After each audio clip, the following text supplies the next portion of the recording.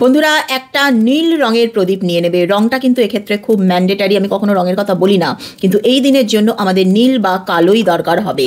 যদি তুমি কমলা, লাল, হলুদ রঙের নিয়ে নাও তাহলে কিন্তু হবে না। যদি জোগাড় করতে না পারো তাহলে অ্যাটলিস্ট মাটির রঙের প্রদীপ নিয়ে নিও। তার মধ্যে সর্ষের তেল, অন্য কোনো তেল দিলে হবে না, সর্ষের তেলই দেবে এবং 5টা গোলমরিচ তার মধ্যে দিয়ে দেবে। দিয়ে পুজোর সেখানে তোমরা রাখবে বা বাড়ির ওয়েস্ট পশ্চিম দিকে তোমরা এটাকে জ্বালিয়ে দেবে। কবে?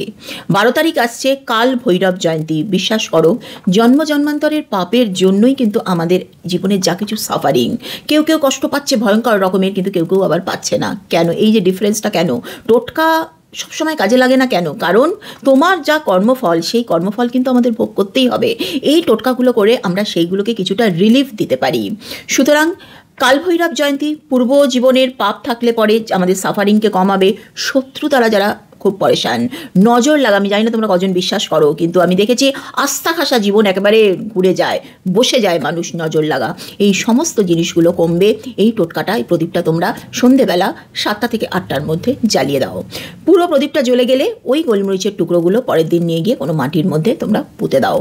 100% বলছি, কাল ভৈরব জয়ন্তী যারা তোমরা মহাদেবের উপাসক, তারা তো অবশ্যই মানো, কাজ করবেই। যারা আমরা মহাদেবের ভক্ত, আলাদা করে কাল ভৈরব সম্পর্কে বলবার কোনো দরকার নেই। কমেন্ট সেকশনে হর হর মহাদেব না লিখলে কিন্তু টোটকা কাজ করবে না।